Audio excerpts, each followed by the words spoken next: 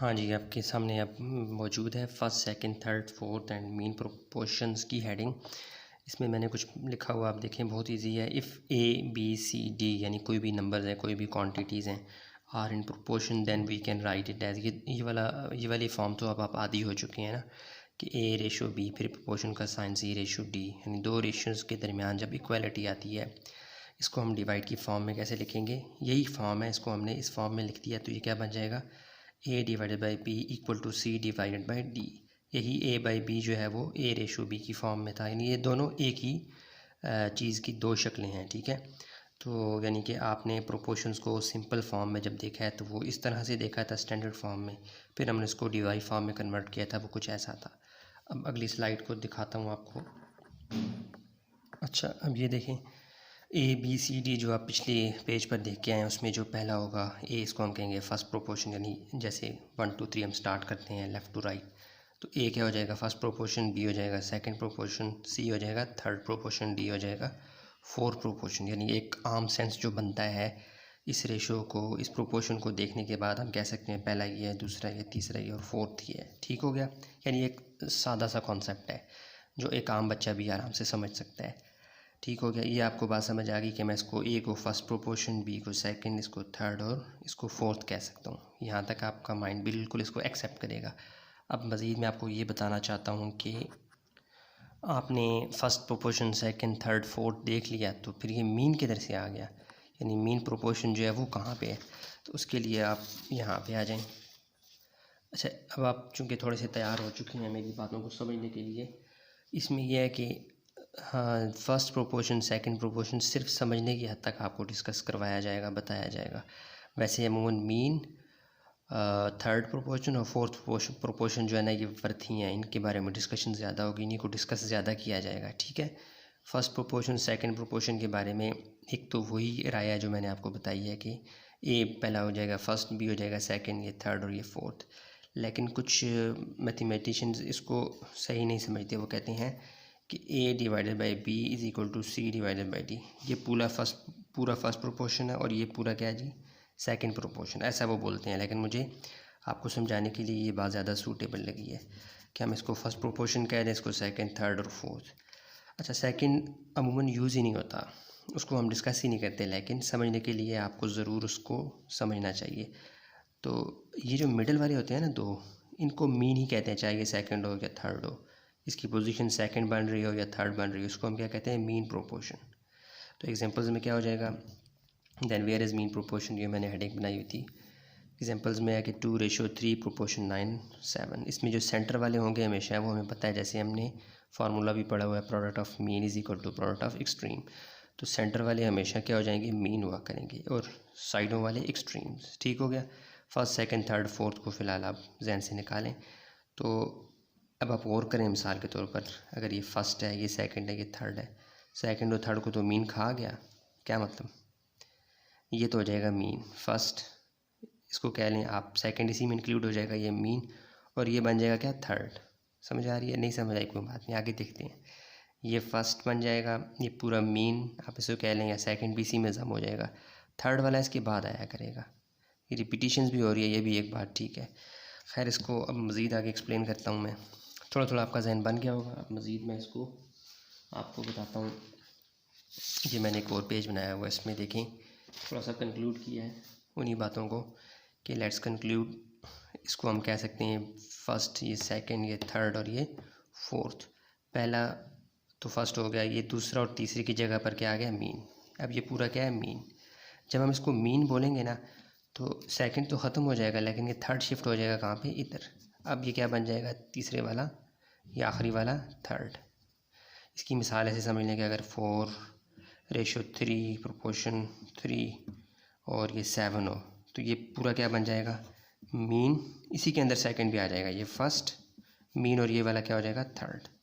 समझ आ गई। यानी मीन की वेटेज ज़्यादा है, मीन की इंपॉर्टेंस ज़्यादा है। फर्स्ट और सेकंड प्रोपोर्शन सिर्फ आपको थर्ड और फोर्थ और मीन का कॉन्सेप्ट समझाने के लिए मैं यूज़ कर रहा हूँ, वरना ये ज़्यादा यूज़ नहीं होते, हमारी टेक्स्ट बुक में तो बिल्कुल भी यूज़ नहीं हो रहे, ठीक है। तो इसलिए मैं आपको सिर्फ समझाने के लिए यहाँ तक ला रहा हूँ। अब आगे चलते हैं। एक और पेज मैंने बनाया है, सवालात हल किए, ताकि आपके माइंड में ज़्यादा पुख्तगी आ जाए। अब आप ये देखें examples of understanding concept. Concept को समझने के लिए थोड़ी सी मैंने खुद से एग्जांपल्स बनाई हैं। मिसाल के तौर पर आपको 3 नंबर्स दिए जाते हैं और कहा जाता है जी फाइंड फर्स्ट प्रोपोर्शन 2, 3, 7, इन तीनों का फ़र्स्ट प्रोपोर्शन फाइंड करें। तो फर्स्ट प्रोपोर्शन को उसूलन इखलाकन कानूनन कहाँ होना चाहिए? शुरू वाले पोजीशन पे।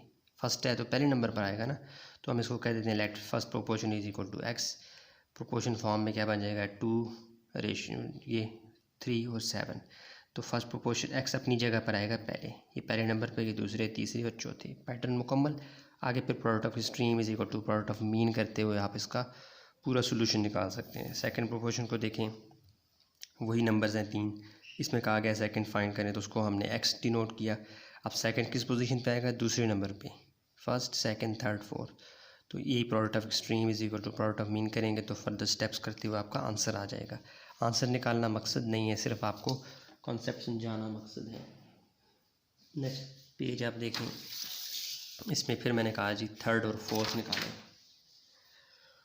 तो थर्ड और फोर्थ के लिए क्या करेंगे? सेम इसी इन तीनों को जब हम प्रोपोर्शन फॉर्म में डालेंगे तो तीसरी पोजीशन पर एक्स आना चाहिए। देखो 1, 2, 3, 4, इसको हमने थर्ड प्रोपोर्शन को हमेशा एक्स डिनोट कर रहे हैं, आप वाई कर दें, जी कर दें, फ़र्क नहीं पड़ता, सिर्फ एक्स बार बार यूज़ होता है इसलिए मैं कर रहा हूँ। Let third proportion is equal to x, 3, 2 और ये एक्स थर्ड पोजीशन पे 7।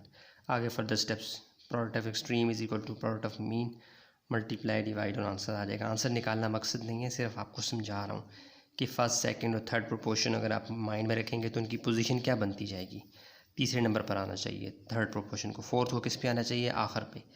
Late fourth proportion is equal to X, so क्या हो जाएगा? 3, 2, 7 प्रोपोर्शन की फॉर्म में जब आएंगे तो आखिर में क्या आ जाएगा? एक्स। ये उस सूरत में जब आपके पास 3 नंबर्स गिवन हो तो आपने थर्ड और फोर्थ या फर्स्ट और सेकंड को निकालना है तो कैसे निकालेंगे। लेकिन जब आपके पास नंबर्स ही 2 हों फिर आप क्या करेंगे? उसके लिए भी मैंने एक पेज बनाया है, ताकि मैंने सोचा कि आपको तमाम बातों से गुजारा जाए। तो यार ये है जी page, what if only 2 values are given. क्या हो अगर सिर्फ 2 वैल्यूज़ गिवन हो, तब आप क्या करेंगे? तब आप फर्स्ट प्रोपोर्शन भी निकाल सकते हैं, सेकंड भी, थर्ड भी, फोर्थ ही निकाल सकते। कैसे? देखें 2 और 3 है तो आप इसको फर्स्ट प्रोपोर्शन को आप कह देंगे एक्स, उसको जब प्रोपोर्शन फॉर्म में लाएंगे तो आपको किसी एक को रिपीट करना पड़ेगा। एक्स क्योंकि फर्स्ट प्रोपोर्शन बन रहा है, इसको पहले नंबर पर रखेंगे। 2 सेकंड पे आ रहा है तो सेकंड और आपको पता है मीन मिक्स हो जाती हैं, तो हम 2 को रिपीट कर देंगे। 2 को रिपीट करना हमारी मजबूरी बन जाएगा, और 3 लास्ट पे। इस तरह के चारों मिलकर एक प्रोपोर्शन की शक्ल बना देंगे। फिर हम product of extreme is equal to product of mean करते हुए आंसर निकाल सकते हैं। यानी ये उस सूरत में जब 2 वैल्यूज़ गिवन हो तो आप फर्स्ट भी निकाल सकते हैं प्रोपोर्शन। सेकंड प्रोपोर्शन पे देखें, अब एक्स को आपने जब सेकंड कहा तो 2 तो फर्स्ट पे आ गया, आप सेकंड नंबर पे एक्स को डालना है, लेकिन एक नंबर कम है तो एक्स को फिर रिपीट करना पड़ेगा। एक्स एक्स फिर आगे 3, समझ आ गई? ऐसे फिर आगे स्टेप्स आपको पता है। सेम अब आप देखें थर्ड प्रोपोर्शन भी निकल आएगा बड़े आराम से। जब आप थर्ड प्रोपोर्शन का एक्स कहेंगे लेट करके, उसके बाद आपको थर्ड को आखिर पे रखना पड़ेगा। ये देखो ये नंबर्स 3, 3 रिपीट हो रहे हैं, तो एक ही नंबर फर्स्ट, इसको पूरे को आप सेकंड समझ लें, और ये क्या है? थर्ड। तो थर्ड पोजीशन पे आएगा, लेकिन 4 की तादाद मुकम्मल करनी है तो आप 3 को क्या करेंगे? रिपीट। 2, 3, 3 और एक्स, समझ आ गई? फोर्थ प्रोपोर्शनल बताया फाइंड नहीं होगा क्योंकि उसमें आपको तीसरा तो चाहिए। रिपीट करने के बावजूद भी आपके पास फोर्थ प्रोपोर्शन नहीं आएगा। कैसे? जब 2 नंबर गिवन होंगे, let fourth proportion is equal to x. चलें आप 3 को रिपीट कर दें, 2, 3, 3, लेकिन ये देखें ये 3, 3 तो एक ही नेचर के हैं ना नंबर। 3 है ये भी 3 है, ये भी 3 है, नंबर तो एक ही रिप्रेजेंट हो रहा है। तो ये बन जाएगा फर्स्ट, आप कह सकते हैं ये सेकंड है, और यही मीन भी है। लिखा जा रहा नहीं है यार, लेकिन ये पोजीशन जो है कि थर्ड की बन रही है, ना कि फोर्थ की। फोर्थ इसमें नहीं हो सकता, पॉसिबल ही नहीं है। फोर्थ के लिए हमें लाजमी तौर पे तीसरी क्वांटिटी या तीसरा नंबर भी चाहिए। तो जब आपके पास 2 वैल्यूज़ होंगी तो आप फर्स्ट प्रोपोर्शन, सेकंड, थर्ड या मीन भी फाइंड कर सकते हैं, लेकिन फोर्थ प्रोपोर्शन आप फाइंड नहीं कर सकते। ठीक हो गया? अब आगे चलते हैं। थोड़ा सा मैंने रुक कर एक हेडिंग बनाई है, थोड़ा लिखा है कुछ, वो ये है कि मुख्तसर ये कि in short first second proportions are just for gripping the concept. First और सेकंड प्रोपोर्शन का जो वर्ड्स हैं, जो कॉन्सेप्ट है, वो आपको जस्ट मीन, थर्ड और फोर्थ प्रोपोर्शंस के कॉन्सेप्ट को समझने के लिए यूज़ होती हैं। ऐसा जिस तरह के क्वेश्चंस आपको नहीं मिलेंगे कि फ़र्स्ट प्रोपोर्शन फाइंड करो, सेकंड फाइंड करो, आपको मिलेगा थर्ड प्रोपोर्शन फाइंड करो, फोर्थ फाइंड करो, मीन फाइंड करो, ठीक है। फर्स्ट और सेकंड वाला जो कॉन्सेप्ट है वो सिर्फ समझने के लिए है। फर्स्ट और सेकंड प्रोपोर्शन के कॉन्सेप्ट में थोड़ा सा इख्तलाफ भी है। जैसे मैंने कहा था कि A ratio B proportion C ratio D, इसको फर्स्ट सेकंड थर्ड और फोर्थ बोलेंगे, यहाँ तक तो बात ठीक है। कुछ लोग इसको अगर मैं डिवाइड की फॉर्म में लाऊँ, A divided by B is equal to C divided by D, वो इस पूरे को फर्स्ट प्रोपोर्शन, इस पूरे को सेकंड प्रोपोर्शन भी कहते हैं। लेकिन वो एक एडवांस टॉपिक आ जाएगा। हम इस बात को साइड पे करते हुए इसको फर्स्ट समझेंगे, इसको सेकंड, इसको थर्ड और इसको फोर्थ। फिर जब हम इन दोनों को मीन कहेंगे तो ये सेकंड इसी में आ जाएगा, सेकंड और थर्ड, फर्स्ट सेकंड, और ये जो बनेगा ये थर्ड बन जाएगा। अब फोर्थ गायब हो जाएगा। फोर्थ के लिए फिर आपको एक और नंबर लाना पड़ेगा। जब मीन आ जाएगा तो फिर सेकंड वाली कहानी ख़त्म। फर्स्ट वाली तो रहेगी लेकिन वो हमें कोई फ़ायदा नहीं देती, हमने उसको निकालना नहीं होता। इसलिए अब आपने माइंड में सिर्फ मीन, थर्ड, फोर्थ, ये तीन कॉन्सेप्ट रखने हैं। ये आपके काम के हैं। फर्स्ट और सेकंड प्रोपोर्शन आपको जस्ट कॉन्सेप्ट समझने के लिए दिए गए थे, ठीक है। इसलिए कंफ्यूज नहीं होना, मैं ज़रा डिटेल में समझा रहा हूँ। इन short, first second proportions are just for gripping the concept and mean, third and fourth proportions are worth to discuss। ये ज़्यादा कीमती है जिनको हम डिस्कस करेंगे। तो आगे मैंने क्या किया हुआ है, फाइंड थर्ड प्रोपोर्शन, ये हो गया जी, ये हो गया। अच्छा, एक और मैंने बनाया है, वो एक कॉन्सेप्ट जो हमने अभी डिस्कस ही नहीं किया, वो है what is continued proportion. Continued proportion क्या है, ये तो हमने डिस्कस ही नहीं किया। देखें, कॉन्टीन्यूड प्रोपोर्शन नाम से ज़ाहिर है, कॉन्टीन्यू कहते हैं जारी रहना, किसी चीज़ का जारी रहना कॉन्टीन्यू कहलाता है। तो व्हाट इज़ कॉन्टीन्यूड प्रोपोर्शन, ये कोई अलग से कॉन्सेप्ट नहीं है, ये एक तरह का टेस्ट है, या आप कह लें कि एक तरह की नेचर है प्रोपोर्शंस की जो हमने समझनी है। बाकी इसमें मीन भी आ जाता है, सेकंड थर्ड फर्स्ट सब प्रोपोर्शंस आ जाते हैं। वो क्या जी, if three quantities A B C are in proportion then in proportion form we can write it as, यानी अगर सिर्फ तीन क्वांटिटीज़ हों उनको हम कैसे लिखेंगे, A ratio B proportion B C. B को हमने रिपीट कर दिया क्योंकि हमने प्रोपोर्शंस की फॉर्म को मुकम्मल करना था। बी कहाँ रिपीट हो गया, मीन की जगह, या आप कह सकते हैं सेकंड की जगह रिपीट हो गया। बी नेचर में सेकंड ही बन रहा था ना, तो इसलिए उसको हमने सेकंड भी बोला और मीन भी बोला, सेकंड समझाने के लिए, वरना ये क्या है, मीन है। तो कॉन्टीन्यूड इन नेचर, बी जो रिपीट हो रहा है ना, कॉन्टीन्यू हो रहा है फिर आगे भी, इस वजह से इसको कॉन्टीन्यूड प्रोपोर्शन कहते हैं कि पहले फर्स्ट आया, फिर सेकंड आया, फिर थर्ड आया, यानी एक रिपीटिशन है, यानी एक तसलसल है, कॉन्टीन्यू है, कॉन्टीन्यूटी ब्रेक नहीं हुई। फर्स्ट के बाद सेकंड आ गया, सेकंड के बाद थर्ड आ गया, ये एक सादा सा कॉन्सेप्ट है। और एक और इसके अंदर ये बात भी है कि बी रिपीट भी हो रहा है, कॉन्टीन्यू हो रहा है, इस रेशो में भी, इस रेशो में भी। इस कॉन्टीन्यूशन की वजह से भी इसको कॉन्टीन्यूड प्रोपोर्शन कहते हैं कि फर्स्ट सेकंड थर्ड एक पैटर्न बन रहा है। दूसरा ये कि बी रिपीट हो रहा है, कॉन्टीन्यू हो रहा है दूसरे रेशो में, तो इसको इस वजह से भी इसको कॉन्टीन्यू प्रोपोर्शन कहते हैं। ये एक अंडरस्टैंडिंग होगी। दूसरी अंडरस्टैंडिंग क्या है, थोड़ी सी एडवांस हो, ये है कि असल में ये ऐसे भी होता है, another understanding for continued proportion. इसमें यह है कि A ratio B proportion B C, B is continued, ये वाला कॉन्सेप्ट तो आप समझ आए हैं। एक और इसमें ये भी होता है कि ये जो प्रोपोर्शन है ये आगे जारी होती है, यानी इसका एक पैटर्न ऐसे बन रहा होता है कि उसके बाद बी के बाद सी रिपीट हो रहा है, सी के बाद डी रिपीट हो रहा है, आगे जाता ही जाता है।